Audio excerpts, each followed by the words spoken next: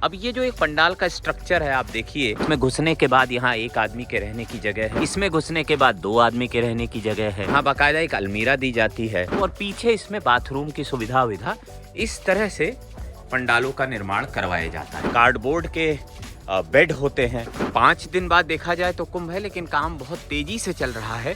यहाँ पे हर महाकुंभ पंडाल में एक मंच भी होता है।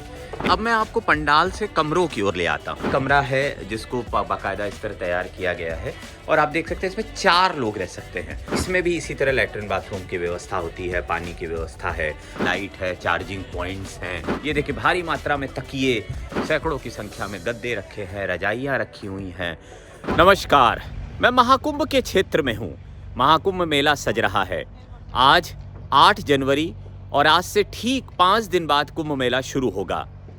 अभी जिस पंडाल में मैं हूँ, मेरी कोशिश होगी कि मैं आपको ये समझाऊं कि पंडाल बनते कैसे हैं, पंडालों का निर्माण होता कैसे है और इन पंडालों में क्या क्या सुविधाएं आपको मिलती हैं।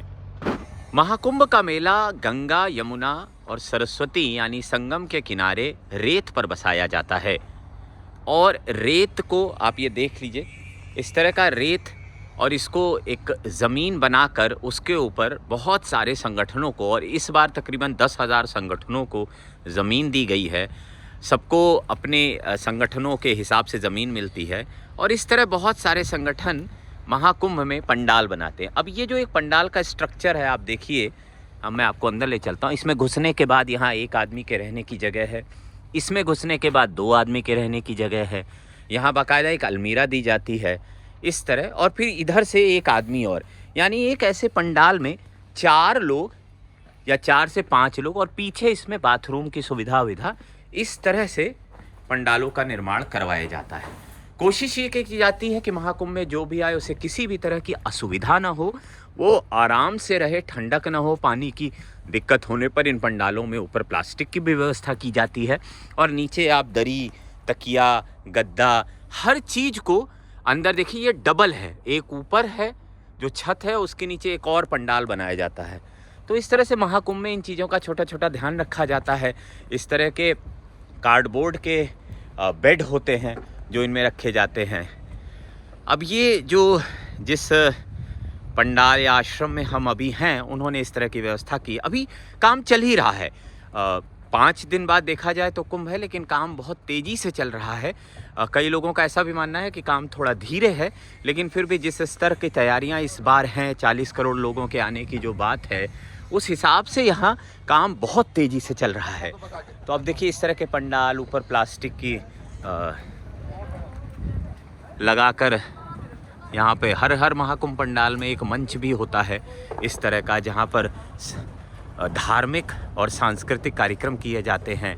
यहाँ भी ये इंतज़ाम अभी चल ही रहा है। पुआल आप देख रहे हैं, यहाँ पे सारा सामान है। बहुत तेज़ गति में काम होता है। हर पंडाल में सैकड़ों लोग लगे होते हैं, वो लगातार काम कर रहे होते हैं। बिजली की देखिए पूरी व्यवस्था होती है। सरकार बिजली का पूरा काम, सरकार यहाँ पे पूरी लाइनें डालकर बिजली सप्लाई करती है और अंदर पूरी साज सजावट इस तरह की जाती है। तो मेरे साथ व्यवस्थापक भी हैं यहाँ पे। सर, मैं व्यवस्थापक नहीं हूँ, एक्चुअली मैं था यहाँ पे पहले ओवरऑल मैनेजर बाबा काली कंपनी का। जी। अभी मैं अपना काम कर रहा हूँ और संस्था को देख रहा हूँ। जी। तो ये जो पूरा निर्माण कार्य होता है, इसकी योजना कैसे बनाते हैं, कितना समय लगता है? देखिए, समय तो हम लोगों पे बहुत कम था। लगभग 1 तारीख को उसकी आवंटन हुआ, जगह मिली। उसके बाद में पूरी लेवल अनलेवल थी ज़मीन, ऊंची नीची, काफ़ी गंदगी थी यहाँ पे। तो पहले लेवलिंग करी इसकी सारी ज़मीन की, फिर हमने मैं क्योंकि इंजीनियर हूँ खुद भी, इसका पूरा लेआउट मैंने किया जी, कि हमें कहाँ सीवर लाइन मिलेगी, कहाँ हमारे गवर्नमेंट के पिलर्स आ रहे हैं, कहाँ क्या आ रहा है जी, उनको बचाते हुए कैसे सुंदरता आ सकती है और कैसे हम यात्रियों की व्यवस्था कर सकते हैं। 500 यात्री रहने हैं यहाँ पे। 500? हाँ, तो लगभग 100 कॉटेज का यहाँ पे हमने प्लान किया जी। हर कॉटेज में 4 आदमी के हिसाब से। तो पहला तो ये है कि सरकार ज़मीन अलॉट करके आपको दे। कितनी ज़मीन थी ये? नहीं, मुझे लगभग 600 फुट बाई 250 अलॉटमेंट हुआ था जी, लेकिन मौके पर नहीं मिल पाई। तो उस व्यवस्था करने में भी समय बिगड़ गया और उसको दोबारा से जो है हमने फिर तो ये प्लान किया। कुंभ के कैंप की व्यवहारिकता है कि हर संस्थान सरकार के पास अपना आवेदन देती है कि हमें इतनी ज़मीन की ज़रूरत है और सरकार उसको अपने अनुसार से ज़मीन का आवंटन करती है। क्योंकि कुंभ में महत्वपूर्ण ये भी है कि आप समझ सकते हैं कि 1,60,000 पंडाल बनने वाले हैं। 25 सेक्टरों में 4000 हेक्टेयर में इस बार कुंभ होने वाला है। 40 करोड़ लोगों के आने की बात की जा रही है। तो सभी संगठन अपने स्तर पे बहुत अच्छी तैयारियां कर रहे हैं। जैसे इसी संगठन में 500 लोगों के ठहरने का इंतज़ाम किया जा रहा है। और इस संगठन में और फिर उसके बाद नेक्स्ट स्टेप की तैयारियां कैसे होती हैं? नेक्स्ट प्लानिंग तो पहले ही रहती है हमारी, भाई किसको टेंट की व्यवस्था देनी है, बिजली की व्यवस्था देनी है, क्या हमें यहाँ पे सीवर की व्यवस्था करनी है, किससे हमें उसका लेबलिंग और स्टाफ रख के मैनेज कराना है। लेकिन फिर भी इस कैंप के लिए तो हमने विशेष प्लानिंग करके की, जिससे कि एक भाई नहाने की व्यवस्था रहे और लोगों को एक महीने में आके ऐसे भी फील हो कि भी हम कहीं रिसोर्ट पे या सुंदर जगह पे बैठे हैं, ताकि उनका मन लगे, क्योंकि अव्यवस्था में आदमी का मन थोड़ा कम समय लग पाता है। बिल्कुल। और इसके लिए कुछ कथा सत्संग और स्क्रीन का भी संस्था देगी कि भाई स्क्रीन से कुछ ऐसे भागवत वगैरह मिले। जी जी जी।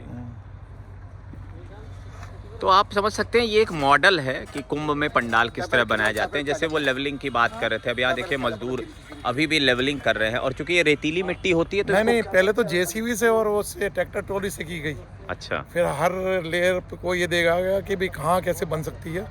आज तो फिर इसको जो लोगों को चलने फिरने में दिक्कत होगी, तो इसमें रेतीली मिट्टी नहीं है, मिट्टी में सिल्ट है, तो सिल्ट पे भी लोगों को फिसलने की संभावना रहती है बारिश में। अच्छा। तो उसके लिए इसको लेवलिंग करने के बाद में सैंड की लेयर दी जाएगी। तो जैसा कि आप देख रहे थे, अब मैं आपको पंडाल से कमरों की ओर ले आता हूँ।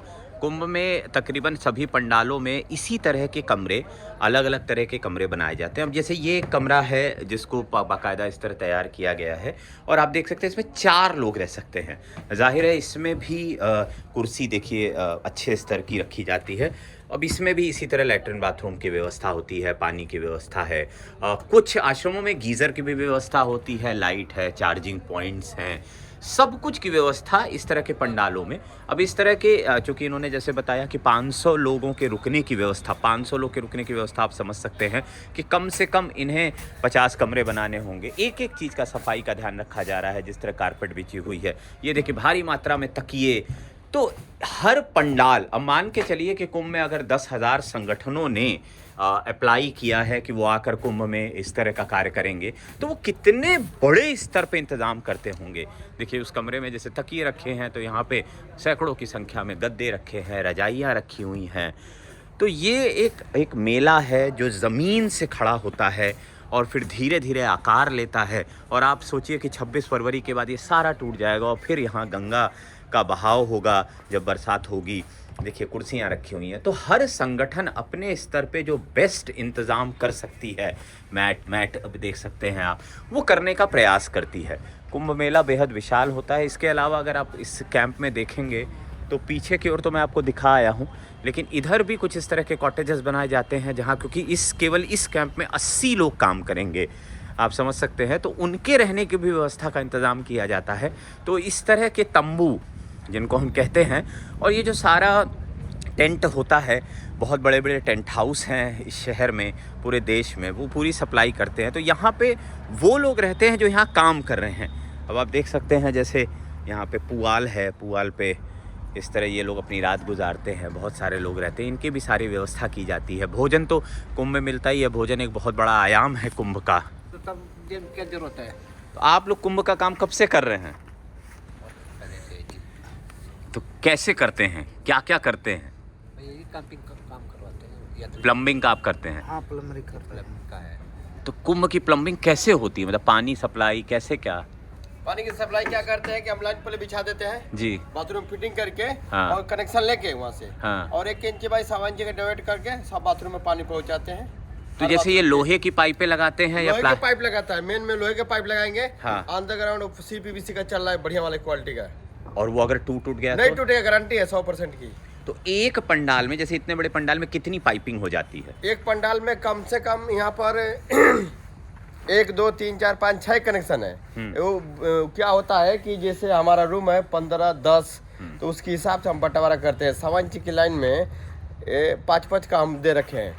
एक बाथरूम, एक लाइन में 5-5 का दे रखे हैं। 5 बाथरूम चलाएगा 1 इंच की लाइन। 1 इंच की लाइन। तो वो वाटर सप्लाई का फोर्स, पंप लगाने पड़ते हैं पानी के लिए? नहीं, तो सरकार लगाता है पंप वहाँ से लाइनों में। 8 इंच की जो लाइन होती है, हाँ। उस सरकार लगाते हैं यहाँ के। अच्छा, वो देती है, फिर हाँ। आप अंदर कनेक्शन हम अंदर कनेक्शन लेते हैं और उस हिसाब से देते हैं कि लाइन पर ज़्यादा लोड ना पड़े और वो दिक्कत ना आए, कमी ना पड़े पानी की। अच्छा, ये पूरा आप ध्यान रखते हैं। हाँ, ध्यान रखते हैं। तो आप देख सकते हैं मतलब प्लम्बिंग का काम भी कितने करीने से किया जाता है, क्योंकि एक एक चीज़ का ध्यान रखना है। मतलब अभी तो ये पंडाल बन रहे हैं तो देखिए सफाई का भी पूरा ध्यान रखा जाता है यहाँ पे। एक एक कमरे में मतलब धूल, क्योंकि आप धूल के बीच में ही रह रहे हैं और आपको ध्यान रखना है कि धूल, क्योंकि बहुत सारे लोग ऐसे होते हैं जो डस्ट रेजिस्टेंट और तमाम ऐसी बातें करते हैं या उनको स्वास्थ्य की भी समस्या हो सकती है। तो इस तरह से वो इंतज़ाम किया जाता है कि आपको कुंभ का जो आपका स्टे हो वो बिल्कुल ही स्मूथ हो। अब ये जो आश्रम है, पंडाल है, वो बाबा काली कमली वाले पंचायत क्षेत्र का है और ये इनका ऑफिस है। तो आप कुंभ के किसी भी पंडाल में आएंगे तो आपको वहाँ एक ऑफिस दिखेगा। इसके अलावा देखिए यहाँ पे सारी डिटेल्स दी जाती हैं साथ में। अब ये है आहार क्षेत्र, यानी अब यहाँ जो 500 लोग रहेंगे वो तो भोजन करेंगे ही, लेकिन कुंभ के हर पंडाल में एक व्यवस्था ये भी होती है कि जो भी आए वो भोजन करके जाए। तो मेरी जो अपनी जानकारी है कि बाबा काली कमली वाले के यहाँ तो तकरीबन हर दिन 10,000 20,000 लोग आते हैं और भोजन करके जाते हैं। तो इनका अन्य क्षेत्र काफ़ी बड़ा होता है। तो ये वॉश बेसिन आप समझ सकते हैं। देखिए पानी की बात हो रही थी, किस तरह ड्रेनेज का कितना ध्यान रखा जाए, क्योंकि कहीं भी अगर कोई पाइप टूट जाए तो आप समझ सकते हैं कितनी मुश्किल हो सकती है। पानी के बाद हम लाइटिंग की बात करते हैं। आप लाइट का काम करते हैं कुंभ में, काफ़ी समय से कर रहे हैं, कैसे करते हैं? ऐसे करते हैं सर। और नहीं, लेकिन जैसे शुरू में जब ज़मीन मिलती है प्लानिंग कैसे करते हैं लाइट की? ग्राउंड को देख के होती है। अच्छा, ग्राउंड के आकार से प्लानिंग करते हैं। तो आप बताते हैं कितनी लाइट लगनी, कितना तार लगना? जी सर।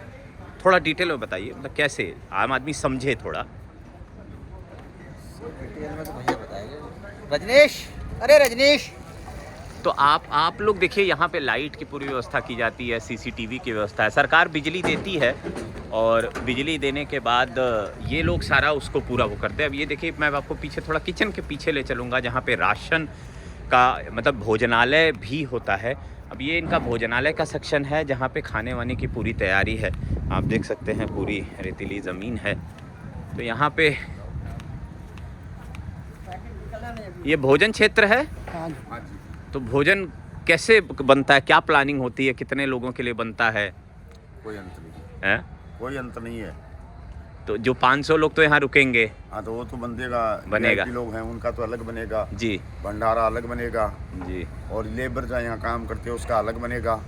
तो इसकी प्लानिंग होती होगी ना, कितना खाना बनेगा या? प्लानिंग जब संत साधु आते हैं, लंगर लगते हैं, उसमें तो कोई प्लानिंग होती नहीं। जी।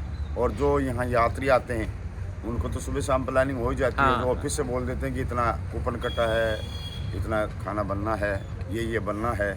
और ये जो अब राशन है, जैसे आलू के कट्टे देख रहा हूँ मैं, ये सब बाहर से आता है या लोकल ही लेते हो आप लोग सारा? नहीं, लोकल से लोकल। सारा लोकल। हाँ, सब्जी यहीं से आती है सारी लोकल। और राशन? राशन भी यहीं से आता है। बाहर अच्छा। से कहाँ से लाएंगे राशन? नहीं, जैसे कलकत्ता से या नहीं, वैसा? नहीं, जो कोई इमरजेंसी चीज हो, हाँ। यहाँ ना मिले या वहाँ सस्ती मिले तो ले आते हैं। अब गैस वैस का कैसे इंतजाम करते हो आप लोग? गैस भी यहीं से मिलती है। वो पाइपलाइन है या गैस सिलेंडर? सिलेंडर ही आता है, खाली दे देते हैं, गाड़ी आती है, दे हाँ। जाती है, चली जाती तो ये किचन है, ये क्या है? है। ये तो हमारा लेबर रूम है। नहीं, ये मशीन, ये गर्म पानी का है। ये कमरे में लगेगा? नहीं, बाहर ही लगेगा कमरे से। इसमें गर्म पानी होता है। अच्छा, ये देखिए गर्म पानी करने की मशीन है, एक तरह का गीज़र ही है लोकल टाइप का। अब ये सब्जी फल, अच्छा फ्रिज भी है, फ्रिज भी इंतज़ाम है क्योंकि सब्जियां। अब ये इनके किचन एरिया है, अभी ये सेटअप ही हो रहा है। यहाँ पे भगोने हैं, तमाम चीज़ें हैं। इस तरह से खाना बनना शुरू हो गया। अब अभी देखिए यहाँ के लोगों के लिए खाना बनना शुरू हुआ है और इस तरह का किचन है जो यहाँ का है। फिर ये इधर भी पानी वानी की व्यवस्था है, पूरी है। यहाँ पे बर्तन वर्तन रखे हुए हैं, लोग रुके हुए हैं। तो इस तरह से कुंभ क्षेत्र में ये यहाँ आप देख सकते हैं मशीनें हैं, तमाम चीज़ें हैं। तो मान के चलिए कि यहाँ हज़ारों लोग खाना खाएंगे। पानी की सप्लाई का भी पूरा इंतज़ाम यहाँ किया जाता है। तो कुंभ मेला एक विशाल मेला है, बहुत बड़ा मेला। हर जगह हाँ। हर तरह के इंतजाम। जैसे देखिए वहाँ सरकार इस तरह नल लगा कर देती है पानी के लिए, यहाँ पे शौचालय की व्यवस्था है। और ध्यान ये भी रखना है कि सफाई भी रहे और किसी को असुविधा भी ना हो। तो इस तरह से मान लीजिए अगर ये ड्रेनेज का सिस्टम है तो देखिए अब ये ड्रेनेज का सिस्टम कैसे बनाया गया है कि यहाँ से जो भी गंदगी या मल निकले वो इस टंकी में जाए। और फिर अब आगे और भी इस तरह के सेप्टिक टैंक बनाए गए हैं। तो एक एक चीज़ की माइन्यूट प्लानिंग की जाती है कुंभ में। और इसी माइन्यूट प्लानिंग के कारण कुंभ मेला जो है वो बहुत ही विशाल और बहुत ही बड़ा होता है, जहाँ करोड़ों लोग क्यों आ पाते हैं, क्योंकि ये सवाल सबके मन में होता होगा कि 40 करोड़ लोग आएंगे तो कहाँ जाएंगे, 40 करोड़ लोगों के लिए क्या जगह होती है। और प्रयागराज तीर्थों का राजा है जैसा वो कह रहे हैं। तो लेकिन आप इन इंतजाम को देखकर आप समझ जाएंगे कि कैसे, मान लीजिए ये कैंप अगर केवल 10,000 लोगों को भी सर्व करता है तो इस तरह के हज़ारों जो कैंप हैं वो किस तरह लोगों को सर्व करेंगे। ये सेवा की भावना है, इसमें कोई ख़ास पैसा वैसा इस तरह की चीज़ें इन्वॉल्व नहीं होती हैं। संस्थाएं अपना खर्च करके करती हैं, सरकार से थोड़ी सुविधाएं लेती हैं, लेकिन हाँ सरकार भी इस कोशिश करती है कि इस तरह की चीज़ों को बहुत अच्छे से करे। तो मैंने ये कोशिश की कि आपको एक पंडाल के ज़रिए ये समझा सकूं कि कुंभ क्षेत्र में क्या क्या चीज़ें होती हैं, एक पंडाल के अंदर क्या क्या इंतज़ाम होते हैं और किस तरह वो इंतज़ामों को वो पंडाल मैनेज करता है, किस तरह वहाँ पानी की व्यवस्था, बिजली की व्यवस्था, रहने की व्यवस्था, सोने खाने पीने हर चीज़ की व्यवस्था होती है। हम अभी कुंभ क्षेत्र में ही हैं और जल्द ही आपको ऐसी और रोचक रिपोर्ट्स लाएंगे। आप चैनल को देखते रहिए, सब्सक्राइब करिए। धन्यवाद।